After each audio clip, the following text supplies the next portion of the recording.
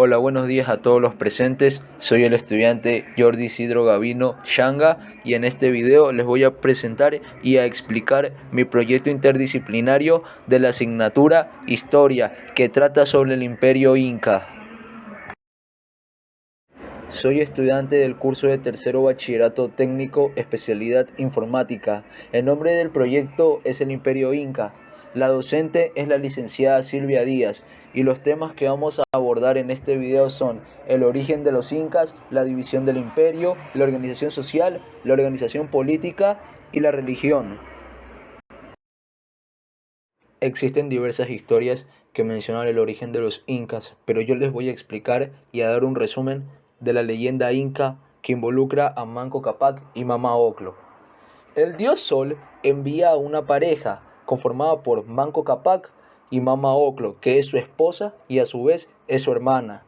Les entrega un cetro de oro, el cual donde se hundiera sería el sitio propicio para formar un imperio.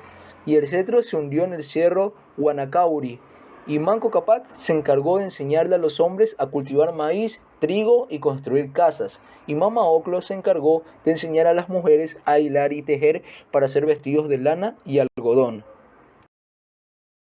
El Tahuantinsuyo o Imperio Inca estaba conformado por 4 regiones. Ubicada al norte el Antisuyo, al sur el Constitusuyo, al este el Collasuyo y al oeste el Chinchensuyo. La sociedad inca fue jerarquizada y rígida, como la mayoría de civilizaciones tenían diferentes clases sociales, las cuales en este caso estaban compuestas por una pirámide social, la cual estaba conformada por la realeza, nobleza y el pueblo. En la realeza se subdividían en 2 grupos: la realeza inca, conformada por la familia nuclear del inca, el auqui, que es su hijo, la colla, que es la esposa, la panaca real, que son los parientes de primera línea del inca, la nobleza, que se subdividía en 2, que es la nobleza de sangre y la nobleza de privilegio.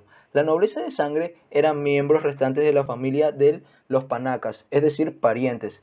La nobleza de privilegio eran las personas que destacaron por sus servicios, sacerdotes, altos jefes y aclas. Y el pueblo, el cual estaba subdividido por Ayllu, Atum, Runa, que es el pueblo en general, los campesinos, los Mitimaes, que son grupos de traslados para colonizar nuevas regiones, enseñando a los pueblos nuevas costumbres, los Yanaconas, que son servidores del Inca y del Imperio, y muchos de ellos eran prisioneros. También la organización política estaba constituida en una pirámide, el cual colocaba a la cabeza al Inca, de ahí por debajo el Consejo Imperial, el Auqui, el Apunchic, el Tucuiricuy y por último el Curaca. El Inca era la máxima autoridad de todo el imperio, el cual reunía el poder en una sola persona. Tanto el poder era político como religioso, y su poder era absoluto, y vivía en el Cusco. Y a los emperadores se les atribuía un origen divino, y los títulos como Sapa Inca, que quiere decir en español Divino Inca. El Consejo Imperial eran los encargados de asesorar al Inca en las decisiones políticas del Estado. El Auqui es el príncipe heredero, el cual generalmente era el hijo mayor del Inca. El Apunchic es el gobernador de las provincias y el cual es el encargado de mantener un orden en el interior del territorio. Por eso es nombrado de entre los guerreros más valientes y distinguidos, y tenía tantas atribuciones políticas como militares, y habitaba generalmente en una fortaleza y viajaba al Cusco para festividades como el Inti Raymi, donde le rendían tributo al sol. El Tucuiricuy era conocido como el que todo lo ve. Eran considerados los inspectores del Inca. Su objetivo principal era de velar por el correcto manejo del imperio. Tenían amplios poderes para imponer tributos y hasta la autoridad para aplicar sanciones. Eran respetados al mismo nivel que el Inca y tenían una relación directa solo con el Inca, y únicamente recibían órdenes de él y le daban cuenta solo a él de todo lo observado. El curaca era conocido como las autoridades locales. Era el personaje que estaba en contacto directo con la comunidad, y era de su obligación velar por el orden, el trabajo, la producción, el personal para el servicio militar, las construcciones de obras públicas y entre otros diversos factores que también estaba involucrado este personaje. El curaca habitaba en un pequeño palacete y disponía de una mayor parcela para que su cultivo el cual era efectuado por los vasallos, y podían visitar al Inca y ser recompensados permitiéndoseles tener como esposa a una Acla. Y los malos curacas eran destituidos de sus puestos y enviados a sitios desolados, en las punas y a prestar servicios como pastores. Se utilizaba el término Aclas para denominar a las mujeres de singular belleza, las cuales fueron escogidas por varios lugares del imperio para servir al Inca o al dios Sol, también llamado Inti. Los incas fueron politeístas, es decir, creían en varios dioses, y la mayoría de sus divinidades eran representadas por elementos de la naturaleza, y cada uno de ellos tenían atributos particulares, y la religión y el culto estaban muy presentes en la vida de los incas.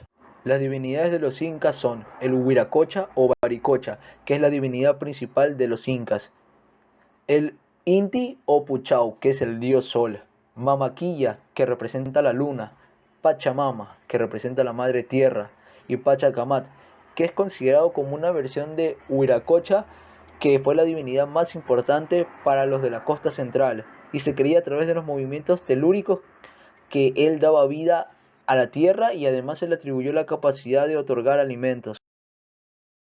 Así concluye la explicación sobre el Imperio Inca. La verdad que esta civilización fue muy importante y dejó bastantes avances tanto en la ingeniería como en las construcciones, porque ellos realizaron puentes colgantes, la oralla, los de piedra, los puentes flotantes, los cuales se diferenciaban del anterior porque confeccionaban balsas con materiales flotantes y encima le colocaban una capa de tierra para evitar que se hunda, los de tronco que apoyaban troncos sobre rocas o torres levantadas donde el río era menos ancho, y luego atravesaban palos amarrados con cabuya y encima colocaban ramas y piedras. La verdad que este imperio nos supo dejar una enseñanza muy importante, que es saber utilizar los materiales que en su caso les brindaba la naturaleza, lo cual pudieron crear una civilización muy grande y muy reconocida a nivel mundial, la cual concluyó con la conquista de los españoles, es decir, cuando llegaron los españoles a América.